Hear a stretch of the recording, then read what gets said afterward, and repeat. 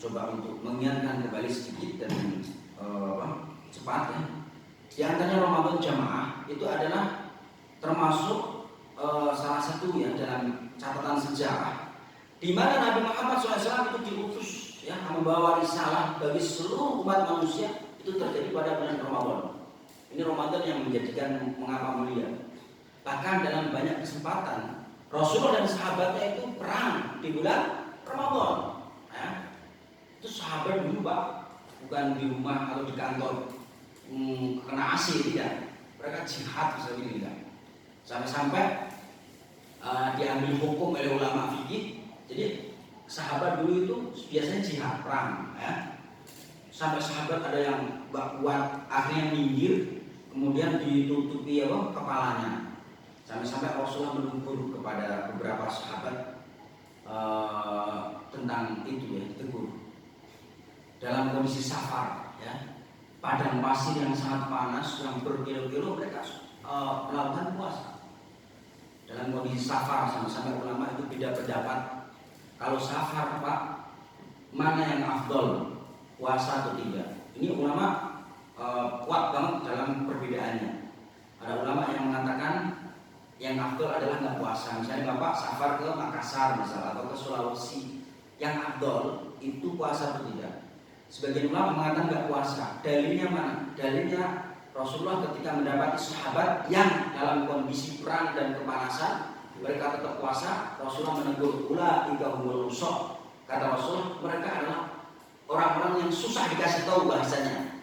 Padahal sudah saya kasih tahu gak usah puasa, tapi masih puasa maksa. Akhirnya seharusnya berjalan malah pada minggir. Itu dalilnya.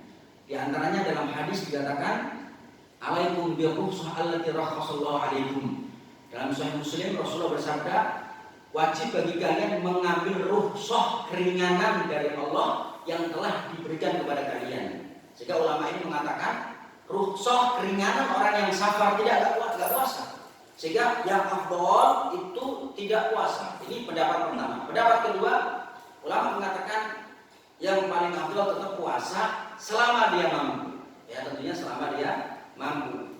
Karena apa? Kalau orang yang nggak puasa di bulan Ramadan lalu ditambal di luar Ramadan, itu tidak lebih afdal daripada dia saat di Ramadan.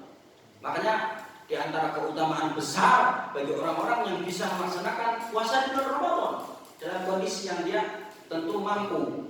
Ya, adapun dia misalnya sedikit gak kuat, ditahan, kecuali memang mengkhawatirkan dia sakit berat, ya. Karena lebih afdal daripada mengkodok, ya, sehingga kita harus betul-betul hati-hati dalam masalah ini. Kemudian jamaah sekalian Ramadan di mana kita maklum bahwa Ramadan adalah bulan di mana diturunkan Al-Quran, pedoman manusia sepanjang zaman. Kemudian Ramadan adalah di mana seluruh amalan kita dilipat gandakan. Dalam hadis dikatakan bahwa barang siapa yang beramal kebaikan di bulan Ramadan satu saja, maka seperti melaksanakan kewajiban. Jadi amal-amal yang nggak wajib kalau dikerjakan di bulan Ramadan itu dianggap nilai wajib. Kemudian barang siapa yang melaksanakan satu kewajiban di bulan Ramadan, maka seperti mengerjakan 70 kewajiban di bulan lain. Jadi jamaah, kalau ada orang yang sholat di bulan Ramadan satu kali, itu dicatat seolah-olah melaksanakan 70 kewajiban di luar Ramadan. Sehingga bulan Ramadan adalah bulan di mana Allah melipat gandakan semua pahala. Kemudian Ramadan adalah penghapus dosa, ya. Gak usah ragu bahwa orang-orang yang masih diberikan kesempatan oleh Allah, kita melaksanakan puasa shaum Ramadan, dengan itu Allah insya Allah akan menghapus dosa. Kemudian Ramadan ini, ya, di mana setan dibelenggu dan pintu surga dibuka dan pintu neraka ditutup. Dalam hadis dikatakan idza dakhala Ramadan futihat abwabul jannah. Jadi kalau sudah masuk Pak malam Ramadan, Allah sudah mulai membuka pintu surga. Kemudian wa ghulqat abwabu jahannam, dan Allah tutup rapat jahanam. Wa sulsilatis syayatin, dan Allah Subhanahu wa taala itu merantai setan-setan. Ya. Tapi ada pertanyaan. Artinya Pak Ustaz, kalau setan dirantai apa masih ada yang maksiat? Masih ada maksiat Pak Ramadan? Ada enggak? Ada. tapi tentu minim ya, nggak sebanyak di luar Ramadan. Tapi juga ada orang yang itu memang Allah sesatkan. Maksudnya dia itu nggak diberikan hidayah oleh Allah. Seolah Ramadan sama nggak, juga ada bedanya. Ada ya orang seperti itu. Ada orang-orang yang Ramadan itu dianggap nggak Ramadan. Ada. Dia nggak puasa, tetap melaksanakan maksiat dan seperti itu ada. Itulah orang-orang yang Allah sesatkan. Biasanya orang-orang yang memang cuek, tidak mengindahkan aturan. Jadi ada pertanyaan, kok masih ada maksiat? Kata Nabi, setan diikat. Saya baca-baca dari keterangan para ulama. Ada ulama yang mengatakan, mengapa setan saat dibelenggu, diikat kok masih ada maksiat? Kata ulama, karena yang dibelenggu, yang diikat itu hanya pentolan-pentolannya, pejabat-pejabat setannya. Ya. Kalau yang anak buahnya itu enggak. Ya, jadi yang pentolan-pentolan setan itu yang diikat, kata ulama. Ya, yang kelas kalau sekali merekrut itu satu desa mungkin bisa maksiat. Ada enggak? Ada itu kalau sekali satu lapangan maksiat semua. Ini yang gabung sudah kelas tinggi, sudah berpangkat semua itu. Ya, setannya. Jadi yang diikat itu saja. Ada pun setan yang kecil-kecil, ya, yang orang-orang kucuk-kucuknya masih dibiarkan keliaran, sehingga mengganggu orang-orang yang imannya tipis-tipis. Ya. Orang kalau imannya tipis Pak, diturun ke setan keras yang cetek-cetek, dia sudah itu maksiat. Itu kata para ulama. Jadi tidak semua setan dibelenggu atau diikat saat bulan Ramadan, tapi hanya yang pentolan-pentolannya yang besar-besar. Ya. Itu ada yang dikatakan ulama. Kemudian ada ulama yang mengatakan juga, mengapa di bulan Ramadan kok masih maksiat? Kata ulama, karena jemaah, kadang orang maksiat itu tidak selamanya kita salahkan setan. Ya. Jadi kalau kita maksiat jangan dilihat, kamu setan sih ganggu saya, tidak. Karena di jiwa manusia itu ada amaratun bisu, ada potensi melaksanakan keburukan. Makanya di muqaddimah ceramah ada namanya khutbatul hajah, ya. Wa na'udzu billahi min syururi anfusina. Betul tidak? Dan kami berlindung dari syururi anfusina, dari keburukan jiwa. Jadi tanpa godaan setan pun manusia itu punya potensi untuk melaksanakan kesalahan. Makanya kata Rasulullah, kullu bani Adam khata'un wa khairul khata'in at-tawwabun. Setiap bani Adam pasti dia salah, tapi sebaik-baik yang salah bertaubat. Jadi enggak selamanya orang maksiat itu gara-gara setan, tidak. Kadang punya amaratun bisu, namanya amarah bisu kalau dalam kajian tazkiyah nufus. Ya. Kemudian yang ketiga, para ulama mengatakan, mengapa Ramadan kok masih maksiat sedangkan sudah setan diikat? Kata ulama, itu sisa-sisa keburukan, sisa-sisa athar pengaruh maksiat dia terlalu banyak di saat 11 Ramadannya. Kan ada 12 Pak, betul tidak? Jadi kalau orang melewati 11 nih, kalau orang bilang sulit menghilangkan total maksiat. Dan Ramadan ini kebiasaan buruknya masih ke bawah, sehingga ya sudah dia akhirnya dosa juga. Itu sebagian ulama yang menafsirkan tentang hadis tersebut. Kemudian jamaah sekalian Allah Subhanahu wa taala, Ramadan juga adalah termasuk satu momentum untuk menempa kesabaran kita. Kata ulama, Ramadan itu mengandung 3 kesabaran. 1, kesabaran ketaatan, betul tak? Yang biasanya jam 7 ngopi, betul nggak Pak? Ya, ternyata nggak bisa, ya, sudah tinggal tutup. Ya. Biasanya siang makan apa? Rendang, nggak ada rendang, tunda ntar. Ya. Dia berat, ya. Kadang harus melaksanakan ibadah-ibadah yang sunnah, taraweh. Ya, capek dari pekerjaan, tapi mau nggak mau dia harus melaksanakan. Tidak masalah, itu suatu perjuangan jihad di dalam beramal soleh. Itu kesabaran pertama. Kedua, kesabaran dalam puasa, yaitu adalah dalam meninggalkan maksiat. Meninggalkan maksiat itu butuh sabar Pak, betul nggak? Harus, ya, gimana nggak sabar? Misalnya terkadang melaksanakan maksiat, saya tahan, nggak ada maksiat, dikekang, ya. Begitu harus sabar. Ya. Ketiga adalah kesabaran terhadap takdir-takdir yang datang saat Ramadan. Di antaranya adalah misalnya panasnya matahari, ya. Ramadan kadang terik matahari, luar biasa. Kemudian Ramadan ini kadang mendapatkan musibah-musibah ya di Ramadan ini terkadang terjadi pada diri seorang. Ini adalah 3 kesabaran yang ada pada bulan Ramadan yang disebutkan oleh para ulama.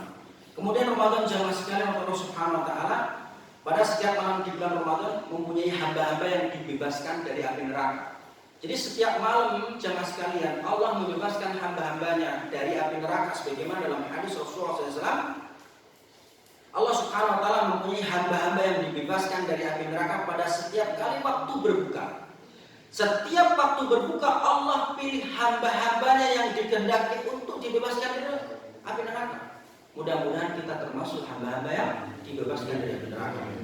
Bulan Ramadan menjadi momentum bagi kita semua untuk menjadi orang-orang yang besar di sisi Allah Subhanahu wa taala. Di dalam hadis disebutkan di antaranya, wahai Rasulullah, kalau saya mendirikan sholat, zakat, puasa di bulan Ramadan, saya masuk golongan mana ya Rasulullah? Kata Rasulullah, engkau masuk orang-orang yang siddiqin dan syuhada, orang-orang yang jujur dan yang syahid. Hadis riwayat Ibnu Hibban.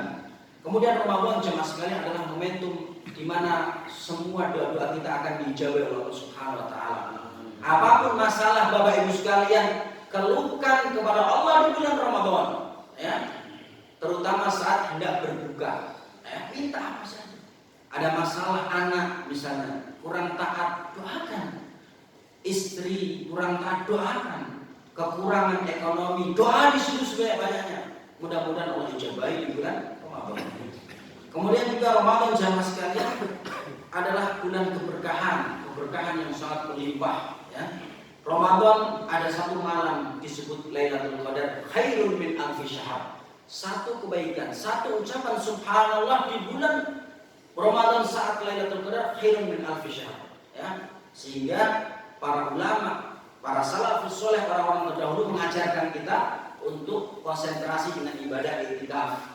Sampai-sampai dalam hadis riwayat Al-Bukhari dan Muslim, karena Rasulullah takifu ya fi asri awakhir, ya. Rasulullah itu punya kebiasaan iktikaf 10 malam terakhir bulan Ramadan. Ntar ada hukum khusus di sini panjang lebar bahasanya. Hatta yatawaffahullah, sampai Allah wafatkan. Jadi Rasulullah terus iktikaf setiap tahun sampai Allah wafatkan. Bahkan saat Rasulullah wafat, summa iktakafa azwajuhu, dilanjutkan istri-istrinya Rasulullah SAW, tradisi iktikaf Rasulullah SAW. Karena iktikaf lebih konsen, ya. Karena kalau di masjid itu lebih konsen, Pak. Selalai-lalainya orang di masjid itu enggak seperti di rumah. Ya, kalau di rumah sudah nongkrong di sofa, ada TV, gadget, kadang imam ketiduran, imam malas. Tapi kalau di masjid, insya Allah lebih maksimal. Sampai-sampai orang jauh-jauh pada iktikaf. Biasanya kan Ramadan itu mengadakan iktikaf dari setiap DKM. Ada yang datang mungkin dari Jakarta ke Bogor ke Jakarta demi untuk meraih mulianya Lailatul Qadar. Kemudian jamaah sekalian Subhanahu wa taala, tentu Ramadan ini mengandung banyak pahala ketika kita ikut melaksanakan puasa sebagai pengubur dosa, ya. Kemudian puasa ini ada satu pintu disebut Ar-Rayyan. Jadi ada pintu khusus yang diberikan untuk orang-orang yang khusus berpuasa. Namanya surga Ar-Rayyan. Tahu maksud Ar-Rayyan, Pak?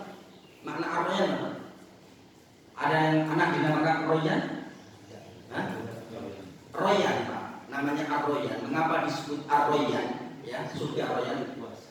Ini segarnya tenggorokan, itu namanya Rayyan. Jadi Pak, kalau kita puasa, itu kan kalau melihat es buah rasanya sudah, coba bayangkan, puasa dari subuh sampai maghrib disuguhin es buah lalu kita minum. Bagaimana di sini?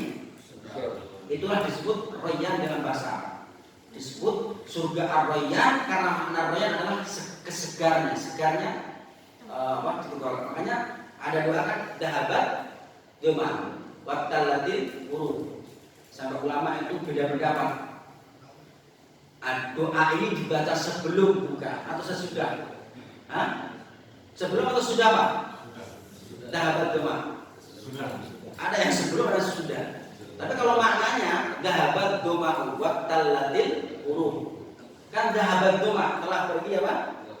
Nah, kan nggak pergi kecuali apa?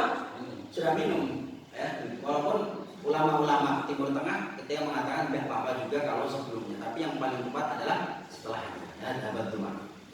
Kemudian juga dengan puasa jemaah Allah akan melipat gandakan. Ya. Bahkan disebutkan wa ana ajzi, saya langsung yang akan membalas. Jadi unlimited, ya, itu pahala puasa.